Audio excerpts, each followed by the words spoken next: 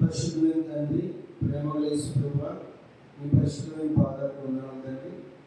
ఈ యొక్క సాయంకాల సమయంలో యవనస్తుల గుడిలో పాటలు తోడై ఉన్నారు. ఆయన తండ్రి ఆరాధనలు తోడై ఉన్నారు.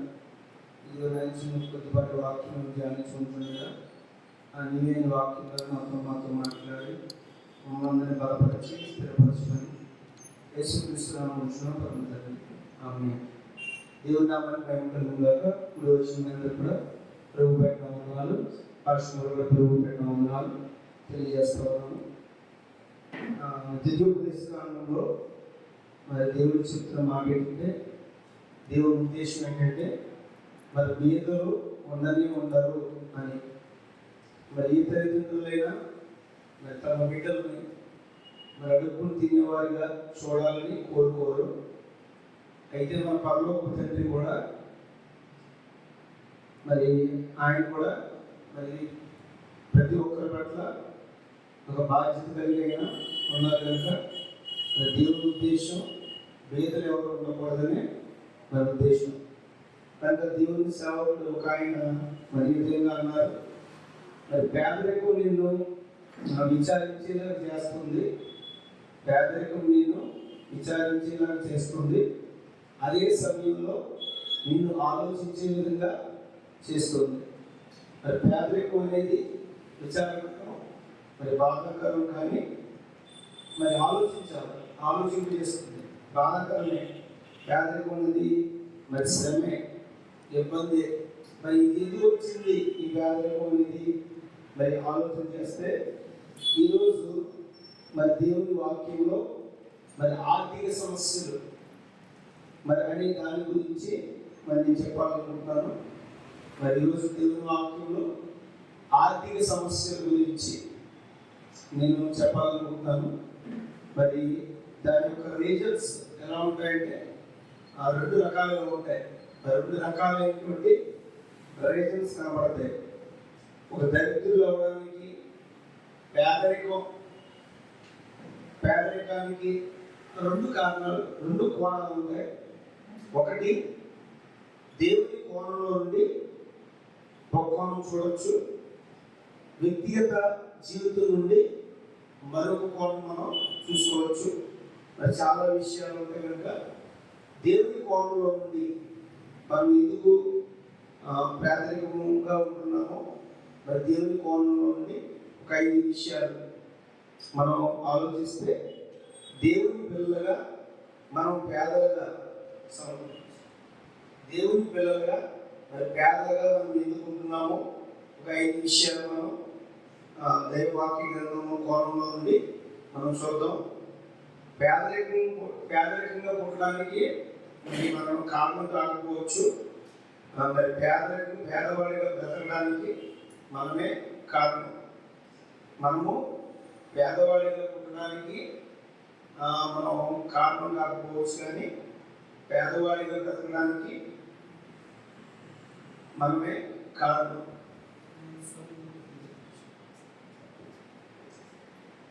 మరి దేవుని కోణంలో పేదరికానికి సంబంధించిన విషయాలు మరొక 5 విషయాలు ఉన్నాయి. ఆదికాండము మొదటి విషయం మనం చూద్దాం. ఆదికాండము 42వ అధ్యాయం మొదటి వచనం చదువుదాం. ఆదికాండము 42వ అధ్యాయము మొదటి వచనం చదువుకుందాం. ధాన్యము ఐగుప్తులో ఉన్నది. చాలండి, అదే 5వ వచనం కూడా చదువుదాం. 42:5. కరువు కానాను దేశంలో ఉండేను. ఇక్కడ చూస్తే 42వ అధ్యాయము ఆదికాండంలో మొదటి వచనం ఏమంటాడంటే ధాన్యము ఐగుప్తులో ఉన్నదంట, కరువు కానాను దేశంలో ఉందంట.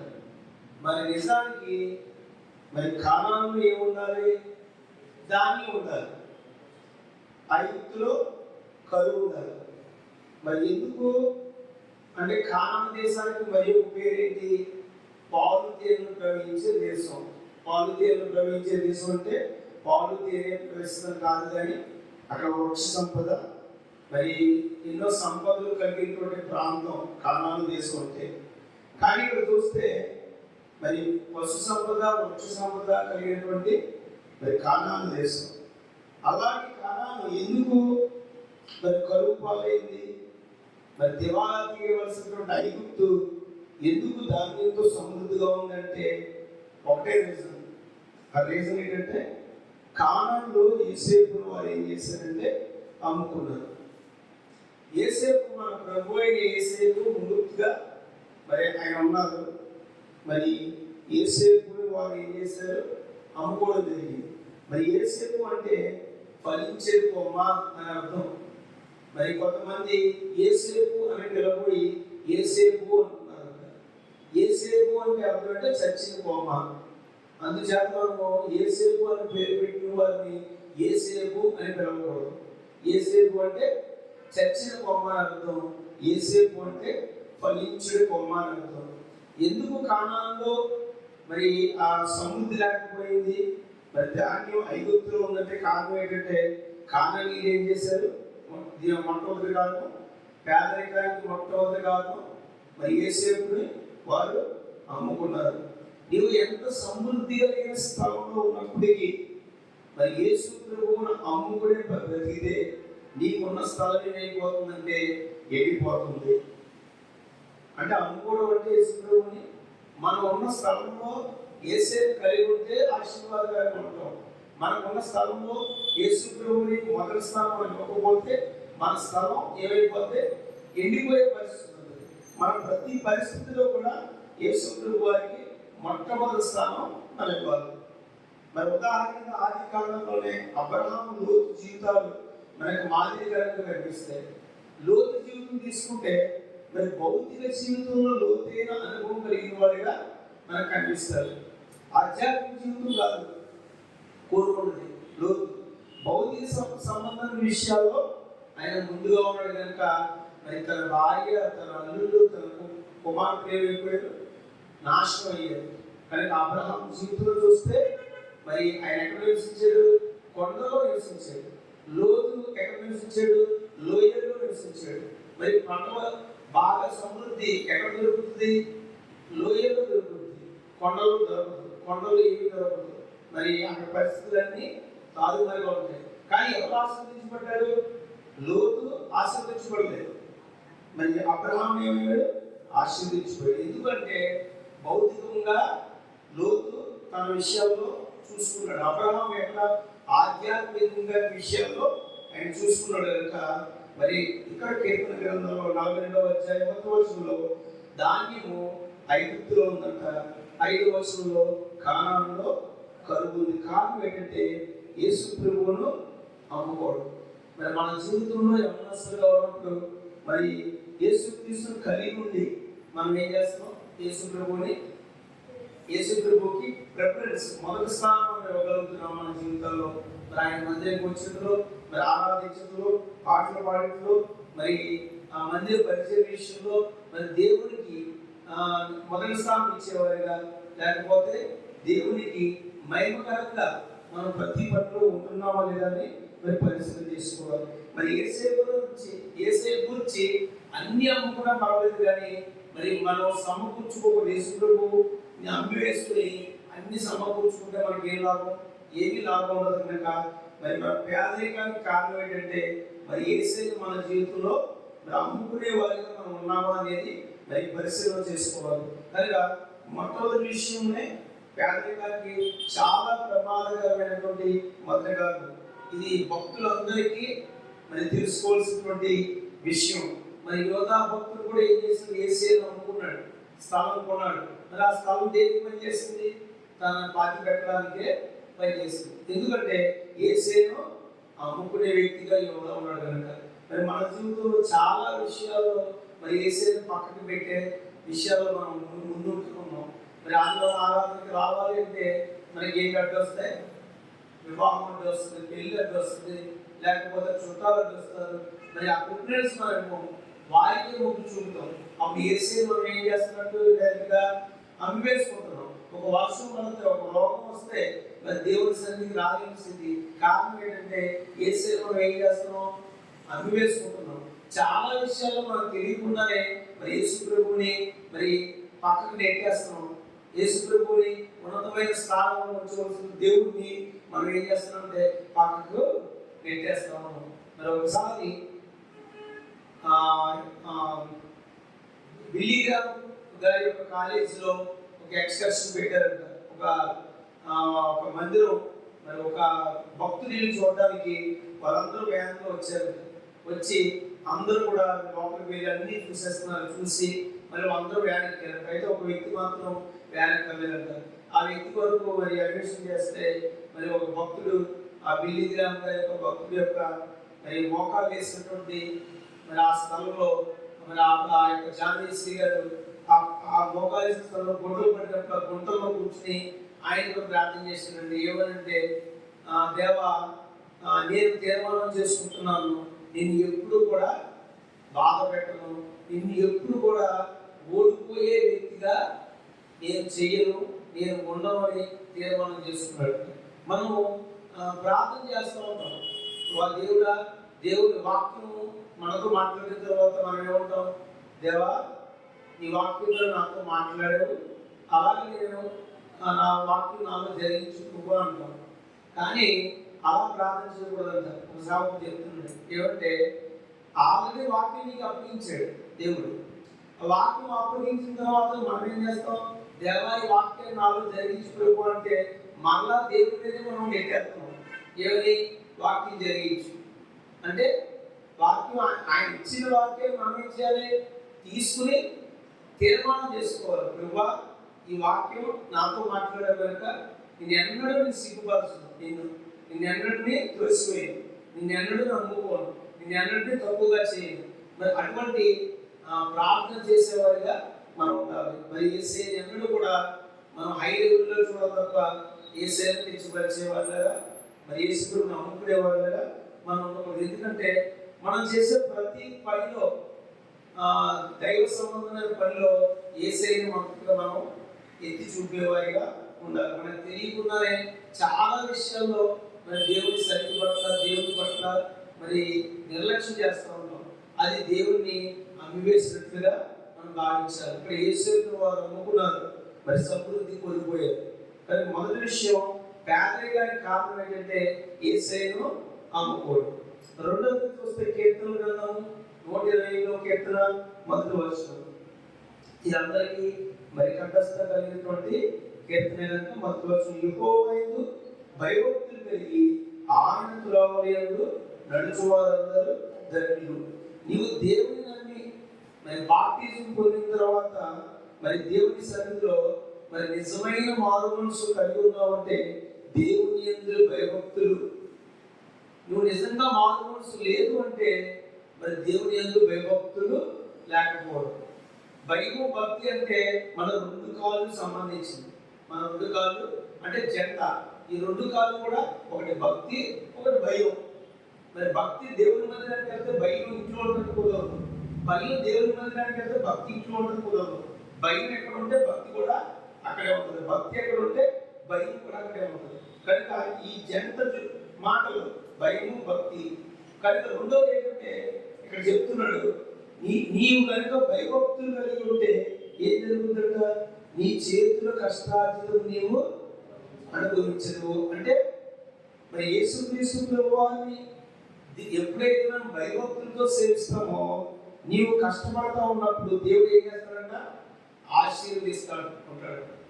దేవుని యందు భయభక్తులు కలిగి మనం పని చేస్తున్నప్పుడు దేవుడు ఏం చేస్తాడంటే ఆయన ఆశీర్వదిస్తాడు, రెస్ట్ ఇస్తాడు. ఆయన ఆ పనిలో ఏం చేస్తాడు? రెస్ట్కి వ్యతిరేక పదం అరెస్ట్. కానీ విశ్రాంతి, రెస్ట్ అంటే విశ్రాంతి, విశ్రాంతి వ్యతిరేక పదం అవిశ్రాంతి. ఎప్పుడు విశ్రాంతి ఇస్తాడు నీకు? ఎప్పుడు రెస్ట్ ఇస్తాడు? ఎప్పుడు చేతులు కష్టాన్ని ఆయన ఆశీర్వదిస్తాడు అంటే దేవుని యందు భయభక్తులు కలిగి ఉన్న వారికి. అది 2వ కొరింథీయులకు రాసిన పత్రికలో ఒక మాట ఉంటుంది. 7వ అధ్యాయం మొదటి వచనంలో, 2వ కొరింథీయులకు రాసిన పత్రిక 7వ అధ్యాయం మొదటి వచనంలో, ప్రియులారా, మనం ఈ వాగ్దానంలో ఉన్నది కనుక దేవుని భయముతో పరిశుద్ధతను సంపూర్తి చేసుకుని కొడుచు శరీరమును ఆత్మకును కలిగిన సమస్త కల్మషము నుండి మనలను పవిత్రులుగా చేసుకున్నాము. ఎప్పుడైతే దేవుని యందు మనం భయభక్తులు కలిగి ఉంటామో ఏం జరుగుతుందంట? పరిశుద్ధతను సంపూర్తి చేసి కొంచెం శరీరమును ఆత్మను కలిగిన సమస్త కల్మషం నుండి మనల్ని ఏం చేస్తుంటే పవిత్రులుగా చేసుకుంటాం. అంటే దేవుని యందు భయభక్తులు కలిగి ఉంటే మనం పరిశుద్ధులుగా పవిత్రులుగా ఉంటాము. మరి ఒక దైవజనుడు ఏమంటే రేవన్ హిల్ అనేటువంటి దైవజనుడు మరి చాలా మంది దినాల్లో రెస్ట్ కొరకు అంటే విశ్రాంతి కొరకు మరి వాళ్ళందరూ కూడా ఒక సంతోషంగా గడపాలని రకరకాల ప్రయత్నాలు చేస్తారు. మరి లోకం ఇచ్చే సంతోషం అది కొంతసేపు ఉంటుంది, కానీ మరి దేవుడిలో ఆనందించడం, దేవుడిలో సంతోషపడటం. మరి ఈ దినాల ఉదయకాల ఆరాధన, 2 ఆరాధనలు, మరి సాయంకాలం ఆరాధనలు ఇలా పాల్పంచుకోవడం వల్ల ఎంత మన ఆత్మకు ఎంత ఆనందం, దేవుళ్ళు గడిపేవాడి సంతృప్తి. మరి ఇలాంటి ఆనందం, ఇలాంటి సంతృప్తి చాలా మంది మరి పోగొట్టుకునే స్థితిలో ఉంటున్నారు. మరి ఈరోజు యవనస్తులు చాలా మందికి మరి కాల్ చేయడం జరిగింది. మరి ఒకరు ఒంట్లో పోలేదని, ఒకరు రకరకాల వాళ్ళు రీజన్స్ చెప్తూ ఉన్నారు. అంటే కొంతమంది పరీక్షలు అంటున్నారు. 1 గంట దేవుని సన్నిధిని గడపడానికి, దేవుని జ్ఞానం పొందుకోవడానికి చాలా రకాలైనటువంటి వారు మరి రకరకాలుగా మరి రీజన్స్ చెప్తూ ఉన్నారు. కానీ మరి వారు వారి యొక్క రీజన్స్ బట్టి దేవుడిని ఏం చేస్తున్నారంటే అమ్మివేసుకునే వారిగా ఉంటున్నారు. రెండవదిగా దేవుని యందు భయభక్తులు లేని వారిగా ఉంటున్నారు కనుక వారి చేతులు కష్టార్జితాన్ని దేవుడు ఆశీర్వదించడు. ఇక్కడ ఏం చెప్తున్నాడంటే నువ్వు భయభక్తులు కలిగి ఉంటే ఏం చేస్తాడు దేవుడు? నీ చేతుల కష్టార్జితాన్ని ఆశీర్వదిస్తాడు. మొట్టమొదటిగా మన పేదరికానికి కారణం ఏంటంటే దేవుణ్ణి నమ్ముకునే వారిగా ఉంటున్నామా, దేవుణ్ణి పొందుకునే వారిగా ఉంటున్నామా? రెండోది చూస్తే భయభక్తులు లేకపోవడం వల్ల మనం ఏం చేస్తున్నామంటే ఆశీర్వాదాన్ని, మన చేతుల కష్టార్జితాన్ని మనం పోగొట్టుకుంటా ఉన్నాం. కనుక దేవుని యందు ఆనందించాలి, దేవుని యందు మరి మనము నమ్మకంగా జీవించాలి, దేవుని భయభక్తులు కలిగి జీవించాలి. పేదరికానికి 2 కారణాలు: 1 దేవుని నమ్ముకోవడం, 2 దేవుని యందు భయభక్తులు లేకపోవడం. 3 చూసుకుంటే సామెతల గ్రంథం 11వ అధ్యాయం 24వ వచనం. సామెతల గ్రంథం 11వ అధ్యాయం 24వ వచనం. సామెతల గ్రంథం 11వ అధ్యాయం 24వ వచనం. వెదజల్లి అభివృద్ధి పొందువారు కలరు, తగిన దానికన్నా తక్కువ ఇచ్చి లేమికి వచ్చువారు కలరు. ఇక్కడ ఎంత ఇవ్వాలో అంత ఇవ్వకుండా ఉండేవారికి ఏమొస్తుందంటే లేమి వస్తుందంట. అందుకని ఇక్కడ తక్కువ ఇచ్చి, తగిన దానికన్నా తక్కువ ఇచ్చి లేమికి వచ్చేవారు కలరు, వెదజల్లి అభివృద్ధి పొందువారు కలరు అనే 2 మాటలు. ఈ మాట రాస్తుంది ఎవరు? తెలుగు తక్కువ, అజ్ఞాన కాదు. ఎవరు రాస్తున్నారైనా? సొలొమోను. అనుభవం అంటే చాలా మంది ప్రజలను చూసి చూసి చూసి చూసి ఈ సామెతలన్నీ రాశాడు. చాలా మంది భక్తులు, మరి చాలా మంది ప్రజలు, చాలా మంది ప్రవక్తలు వారి యొక్క అనుభవాలు రుచి చూసి మరి భక్తుడు మరి ఇక్కడ సొలొమోను రాస్తా ఉన్నాడు. కనుక సద్దెనెప్పు పెద్దల మాట ఏంటంట? సద్దెనెప్పు మూటట. ఒక కుర్రోడికి మరి ఆహారం ఇస్తానంటే వద్దన్నాడు. ఎందుకు అక్కడ వెళ్ళాడు. అక్కడికి వెళ్ళిన తర్వాత ఆహారం అవసరమై ఉన్నారు. అందుకని పెద్దల మాట ఏమంటారు? పెద్దల మాట వినాలి, లేదా సద్దెనెప్పు మూట అనే మాట సామెత మనం చూస్తా ఉన్నాం.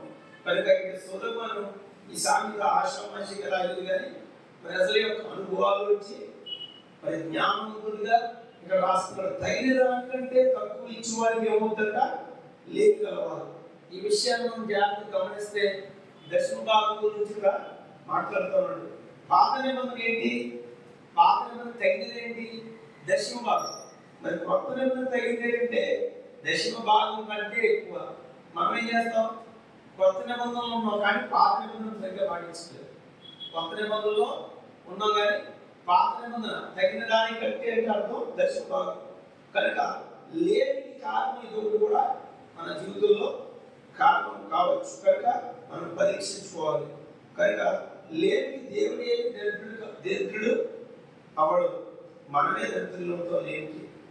రక్షించుకోవాలి. కనుక మరి పేదరికానికి దేవుడు మరి ఇవ్వకపోవడానికి కారణం, మరి పేదరికానికి దేవుడికి ఇవ్వకపోవడమే కారణం. కానీ ఇది మూడో విషయం అన్నమాట. మొదటి విషయం మరి దేవుడిని నమ్ముకోవడం, రెండో విషయం భయభక్తులు లేకపోవడం, మూడో విషయం మరి లేమి తగిన దానికన్నా తక్కువ ఇచ్చి లేమికి వచ్చేవాళ్ళు కారణాలు. మూడు విషయం. నాలుగు విషయంలో వస్తే సామెతల 13వ అధ్యాయం 18వ వచనం. సామెతల 13వ అధ్యాయం 18వ వచనం. శిక్షను ఉపేక్షించు వారికి అవమాన దారిద్ర్యతను ప్రార్థించును, గద్దింపును లక్ష్యపెట్టువాడు ఘనతను. ఇక్కడ సొలొమోను అనుభూజ్ఞానంతో రాస్తున్న మాట అంటే శిక్షను ఉపేక్షించు వారికి దరిద్రం వస్తుందంట. అంటే తల్లిదండ్రులు ఏం చేయాలి? పిల్లల్ని శిక్షించాలి లేదా తప్పు చేస్తే ప్రేమించాలా?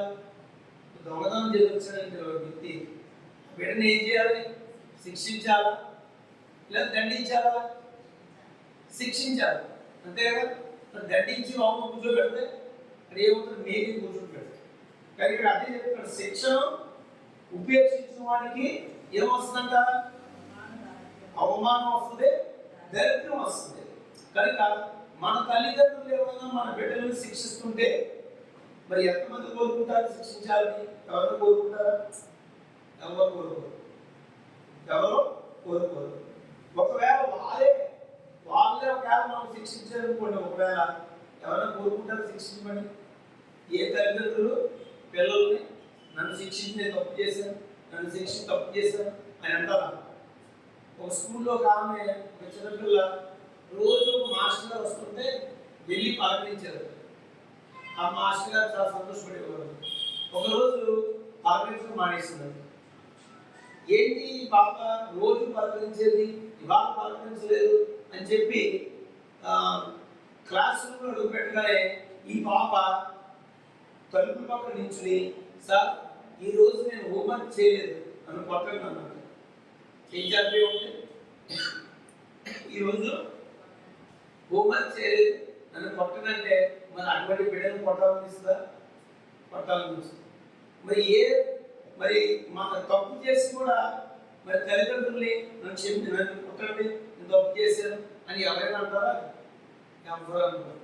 పైగా వాళ్ళ మీద తిరగబడుతున్నారు. అందుకని ఇక్కడ ఏమవుతుందంటే శిక్ష వచ్చినప్పుడు దాన్ని వద్దు అనేవాడికి ఏమొస్తుందంట? దరిద్రం వస్తుంది. అందుకనే శిక్ష ప్రేమించాలి. శిక్ష ఏంటి? ఎందుకు శిక్ష ఉపేక్షించకూడదు? శిక్ష వచ్చినప్పుడు తప్పు చేస్తాం, తప్పు దానికి శిక్ష. మనం మరి జస్సూరుడు ఏమి గారు మరి పరమాజీవం నాకుదేవి అనే పాట రాసిన ఆయన సేవకులైన ఎబ్రోను మినిస్ట్రీలో తలంపులో పాపం వస్తున్నారు. మిట్ట మధ్యాహ్నం మండుటెండులో మరి ఇసుక మీద నిక్కలు బలి చేసుకుని భగవాను క్షమించు, ఈ సేవకుడు నా తలంపులో పాపం వచ్చింది, ఈ పాపం నేను విడుదల పొందాలని మిట్ట మధ్యాహ్నం 12 గంటల నుండి సాయంత్రం 5 గంటల వరకు, ఆ ఎండ పోయేంత వరకు తన శరీరాన్ని ఏం చేయాలంటే మరి ఆ ఇసుకలో పెట్టి ప్రార్థన చేసి తన తప్పుడే అయినా క్షమించమన్నాడు. ఎందుకంటే శరీరం లోపల తలంపులు వచ్చిన పాపం పోవడానికి.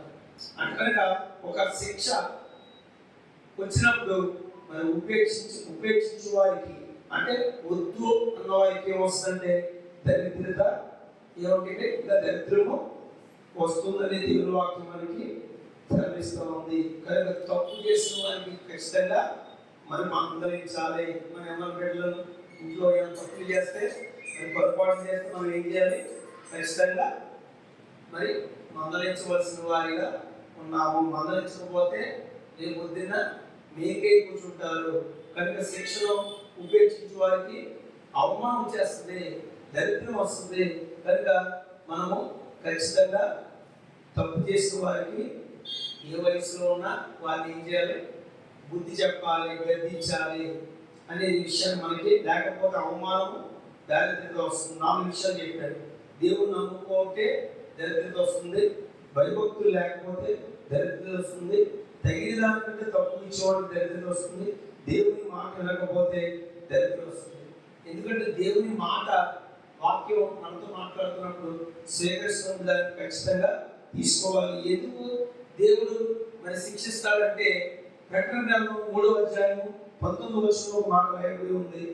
దేవుడు ఎందుకు మనల్ని గద్దించి శిక్షిస్తాడంటే ప్రకటన గ్రంథము 3వ అధ్యాయం 19వ వచనం,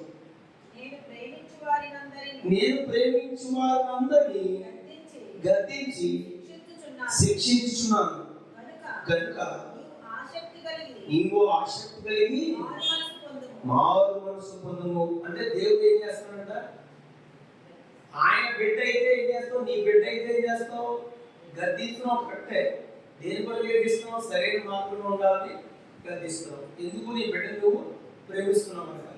నిజంగా మనం ఆయన బిడ్డలు అయితే మనల్ని గద్దిస్తున్నాడు, శిక్షిస్తున్న కారణం ఏంటంటే మనం ప్రేమిస్తున్నాడు కనుక. మరి బయట ఉన్న పిల్లల్లో సంబంధం లేదు దేవుడికి. ఎందుకంటే నువ్వు రక్షణ పడ్డావు కనుక, ఆయన పిల్లలుగా ఉన్నావు కనుక, నీ పిల్లలైతే నీ రక్తంతో నువ్వు కన్నావు కనుక ఆ బిడ్డ మీద ఏమైనా నువ్వు శిక్షించడానికి అధికారం నీకు ఉంటుంది. మనందరం ఒకే రక్తంలో కడగబడి మరి బాప్టిజం తీసుకుని సంఘంలో ఉన్నాం కనుక, మరి ఆయన బిడ్డలుగా మనం కొనసాగుతున్నాం కనుక మన మీద తప్పులు చేస్తే, పొరపాట్లు చేస్తే ఆయన ఏం చేస్తాడంటే శిక్షిస్తాడు, గద్దిస్తాడు. మరి ఆ గద్దింపుకి, ఆ శిక్షకి మనం లోబడాలి. ఎందుకంటే ఆయన నిన్ను నన్ను కూడా ఇంతగా ప్రేమించాడు. ఎలా ప్రేమించాడు అంటే ఆయన ప్రాణాన్ని మన కొరకు లెక్క లేకుండా ఇవ్వడం జరిగింది. కనుక ఆయన కొన్నాడు, కన్నాడు కనుక మరి గద్దింపును మనము అసహించుకోకూడదు. అందుకని గద్దింపు అసహించుకుంటే ఏమన్నాడు? జంతువుతో పోల్చాడు, పశుప్రాయుడు. ఎవరైనా గద్దిస్తే అది స్వీకరించాలి. గద్దించి మరి గద్దిస్తున్నప్పుడు స్వీకరించకపోతే ఏమవుతామంటే అది పశుప్రాయుడు. నాకంటే చిన్నవారైనా మంచి మొన్న నేను ఒక చోట వెళ్ళాను. విజయ్ కుమార్ గారిని వాక్యాన్ని తీసుకెళ్ళాను భూముల్లో. విజయ్ కుమార్ గారు నేను మాట్లాడుతున్నాను. అక్కడ ఉన్న వ్యక్తి, సార్ సాగుతుంది మీరే మాట్లాడగలరా, ఇక్కడ ఆరాధన అంటే ఆరాధన మాట్లాడకూడదు అంటే ఒక విషయం నేను మాట్లాడాను. కరెక్ట్ అనిపించింది. అప్పుడు వెంటనే నేను తీసుకున్నాను. నాకంటే చిన్నవాడు విశ్వాసాలు తోటి నేను అనుకోవాలి, నేను సేవకుడిని, నాకు ఒక విషయమే మాట్లాడుతున్నాను. కానీ నేను చెప్పింది ఎందుకంటే ఆరాధన జరుగుతుంది. ఆరాధన జరుగుతుంది, ఏం చేయకూడదు, మాట్లాడకూడదు. కానీ ఇంపార్టెంట్ విషయమే, కానీ మాట్లాడకూడదు. ఎందుకు? దేవుడు ఉన్నాడు కనుక. అది ఆ గద్దెని నేను తీసుకున్నాను. తర్వాత నుంచి ఒక మాట కూడా నేను మాట్లాడలేదు. ఆరాధన జరుగుతుంది, నా పని ఆరాధన, పాటలు లేదు పాటలు, నడిపిస్తే నడిపింపు, వాక్యం జరిగితే వాక్యం, ఇదే తప్ప రెండో మాట మాట్లాడలేదు. ఆ వ్యక్తి చేత నేను సంధించబడ్డాను. ఆయన చెప్పింది నేను తీసుకున్నాను. నేను లేకపోతే ఏమైపోతాను? పశుప్రాయులు మారిపోతాను. ఆయన చెప్పడం ఏంటి నాకు అని గద్దింపు వినుకోబోతే ఆ ఆశీర్వాదంగా మారి అప్పటి నుంచి మన ఆరాధనలో నేను మాట్లాడటం మానేసి. ఎందుకు? మనం మార్చుకోవాలి. లేకపోతే ఏమవుతుందట? గద్దింపు అసహించుకున్నవాడు పశుప్రాయుడు. థామస్ అల్వా ఎడిసన్ అటువంటి బల్బు కనుగొన్నాడు. మీకు తెలుసు, జ్ఞానం లేనివాడు, టీచర్స్ చేత గెడ్డి వేయబడ్డాడు. అటువంటి వ్యక్తి తండ్రి కలిసి ఇంట్లోనే స్నానం చేసి ప్రార్థన చేసి మరి ఆయన్ని పెట్టినప్పుడు బల్బు కనుగొన్న తర్వాత మరి ఆ ప్రాంతంలో ఆయన గొప్ప సన్మానం చేశారు. సన్మానం చేసినప్పుడు దీనికి కారణం ఏంటంటే ఆయన ఉంటే మాట్లాడాడు, టీచర్ చేత గెడ్డి వేయబడ్డాను, ప్రజల చేత గెడ్డి వేయబడ్డాను, నేను ఏమాత్రం యోగ్యం కాదు, కానీ దేవుని వాక్యం నన్ను ఏం చేసింది? నన్ను బలుపు కనుక్కోవడానికి ఆ వాగ్దానం నన్ను బలపరిచింది. దేవుని వాక్యమే లేకపోతే ఈరోజు నేను బలుపు కనుగొనలేకపోయాను. మరి ఇప్పుడున్న ప్రజలు ఏమనుకుంటారంటే, మరి ఒకవేళ దేవుని వాక్యం ఆయనలో ఫలించకపోతే, బలుపు కనుగొనలేకపోతే మనకి కాంతి వచ్చేది కాదు. మరి థామస్ అల్వా ఎడిసన్ మరి ఆ గద్దింపులన్నీ స్వీకరించాడు అనమాట. అది అక్కడ పశుప్రాయుడు కాకుండా జంతువు అవ్వాలి యాక్చువల్గా. ఎందుకంటే అజ్ఞానం నీకేం తెలియదు. ఎన్నో స్కూల్ మార్చారట ఆ ప్రాంతంలో. ఆ స్కూల్ మార్చిన వాళ్ళందరూ గెట్టి వేయబడ్డాడు. కానీ పట్టుదలతో ఒక వాగ్దానం కొనుక్కున్నాడు. ఆ వాగ్దానం ఏం చేస్తుందంటే ఆయన జీవితంలో బలుపు కనుక్కోవడానికి మార్గం సుఖమైంది. ఆయన చెప్పిన మాట ఏంటంటే, ఇది నా వల్ల కాదు కానీ దేవుని వాక్యమే నన్ను మార్చింది, ఇంత బలుపు కనుక్కోవడానికి సహాయం చేసింది. అదే మాట మనం ఇప్పుడు ఏం మాట్లాడుతూ ఉంటే, ఆయన దగ్గర బలుపు కనుక్కోకపోతే ఆయన వాక్యం దేవుడు ఆయనతో మాట్లాడకపోతే ఈ దినాన ఈ వెలుగు మనం కనుగొనలేము అనే పేరు ఎప్పటికీ సార్థకంగా నిలిచిపోతుంది. కనుక దేవుడి మాట మనం ఖచ్చితంగా వినవలసిన వారిగా మనం లేకపోతే మనకి దరిద్రత వస్తుంది. దేవుని మాట ఉపేక్షిస్తే దరిద్రత వస్తుంది. 5వ విషయం వస్తే హగ్గై గ్రంథం 1వ అధ్యాయం 6వ వచనం. హగ్గై గ్రంథం 1వ అధ్యాయం 6వ వచనం. నీ ప్రవర్తన గురించి ఆలోచించుకోండి. మీరు విస్తారంగా విత్తినను మీకు కొంచెమే పండెను. మీరు భోజనం చేయుచున్నను ఆకలి తీరకి ఉన్నది. పానము చేయుచున్నను దాహము తీరకి ఉన్నది. బట్టలు కప్పుకొనుచున్నను చలి ఆగకున్నది. పనివారు కష్టం చేసి జీతము సంపాదించుకొనినను జీతము చిరిగిపోయిన సంచిలో వేసినట్టుగా ఉన్నట్ట. హగ్గై గ్రంథంలో మరి ఏమంటారంటే ఆలోచించుకోండి అనే మాట మనం చూస్తాం. ఒకసారి దేవుని వాక్యం హగ్గై గ్రంథం గురించి మనం మాట్లాడుకున్నాం. మరి ఇక్కడ ఏం చెప్తారంటే వీళ్ళు ఆలోచన లేకుండా బ్రతుకుతున్నారు. ఎందుకంటే మరి 4వ వచనం 2వ వచనం కూడా చదువుతాం. ఆలోచన లేక బ్రతుకుతున్నారు. 1వ అధ్యాయం 5-4 వచనం చదువుతాం. కాబట్టి సైన్యములకు అధిపతి యెహోవా సెలవిచ్చినదేమనగా మీ ప్రవర్తన గురించి ఆలోచించుకోండి. ఈ మందిరము పాడై ఉండగా మీరు సలామీ వేసిన ఇళ్లలో నివసించుటకు ఇది సమయమా? 2వ వచనంలో సమయం ఇంకా రాలేదు, యెహోవా మందిరమును కట్టించుటకు సమయం ఇంకా రాలేదని ఈ జనులు చెప్పుచున్నారు. అంటే వీళ్ళు మరి దేవుని సంఘం మీద దేవుని మందిరానికి వ్యతిరేకంగా జీవిస్తున్నారు. దేవుని మందిరం దేవుని సంఘానికి మరి వ్యతిరేకంగా జీవిస్తూ ఉన్నారు. కనుక మరి ఈ జీవితం ఎక్కడికి వెళ్ళిపోతుందంట? చిల్లు సంఖ్యలో వెళ్ళిపోతుంది అని దేవుని వాక్యం మనకి చెప్తుంది. ఏం చెప్పట్లేదు, దేవుని వాక్యం చెప్తుంది. మరి చిల్లు సంఖ్యలో కష్టపడిన కష్టార్జిత జీవితం అంతా చిల్లు సంఖ్యలో పడిపోవడం కారణం ఏంటంటే దేవుని సంఘానికి దేవుని మందిరానికి వ్యతిరేకంగా బ్రతుకుతున్నారు. మరి ఈ దినాల్లో మరి ఎవరైన వారు పెద్దవారైన వారు చిన్నపిల్లలైన వారు కూడా మరి మందిరం పట్ల సంఘం పట్ల ప్రేమ కలిగి ఉన్నారా? మొక్కుబడి తీర్చినట్లుగా ఒక ఆదివారం ప్రారంభం వచ్చి వెళ్ళిపోయే వారు ఉంటున్నారు. కానీ మరి మందిరంలో జరిగే బుధవారం శుక్రవారం మరి లేకపోతే సండే స్కూల్ ఎవరస్తులు మరి వచ్చేవారిగా ఉంటున్నారా? మరి కనుక మరి దేవుని యొక్క మహిమ నిలుచుండే స్థలంలో మరి మన బిడ్డలైన వారు వచ్చి దేవుణ్ణి మరి ఆరాధించుకుని ఉద్యమం పొందుకునే స్థలంలో వారు రాలేకపోతున్నారంటే వారి కష్టార్జితం అంతా, వారి కష్టాలు చదువు కావచ్చు, మరి పని కావచ్చు, అది ఏదైనా కావచ్చు, ఎక్కడికి వెళ్ళిపోతుందంట? చిరుసరికి వెళ్ళిపోతుంది. ఎందుకంటే వారికి ఆలోచన లేదు. ఏం ఆలోచన లేదు? దేవుని మందిరం పట్ల దేవుని సంఘం పట్ల వారికి ఏమి లేదంటే ఆలోచన లేదు. కనుక మరి దేవుని వాక్యం మనకి స్పష్టంగా తెలియపరుస్తూ ఉంది. కనుక వాళ్ళు మందిరం పట్ల మరి ఆసక్తి వాళ్ళు లేదని దేవుని వాక్యం స్పష్టంగా మరి తెలియపరుస్తూ ఉంది. వాక్యం మరి వింటున్నారు కానీ విడిచిపెట్టే వారిగా ఉంటున్నారు. మరి 5 విషయాలు మనం ఈ యొక్క దరిద్రతకు కారణం ఏంటంటే మొట్టమొదటిగా దేవుణ్ణి అమ్ముకునే పరిస్థితి.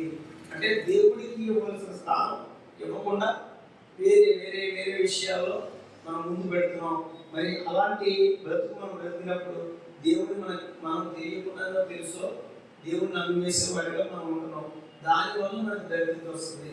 ఒకవేళ మరి ఇప్పటి నుండే మనం మనసు మార్చుకుని మరి దేవునికి ప్రోత్సాహం ఇస్తే మన దరిద్రత నుంచి దేవుడు మరి విడుదల చేస్తాడు. రెండోది, దేవుని యొక్క భయభక్తులు లేకపోతే మన కష్టార్జితంతా మరి పాడవుతుందని దేవుని వాక్యము మరి సెలవిస్తూ ఉంది. మూడోది, తగిన దానికంటే తక్కువ ఇస్తే మరి లేట్ కలుగుతుందని దేవుని వాక్యం సామెతల గ్రంథం ద్వారా తెలియపరుస్తుంది.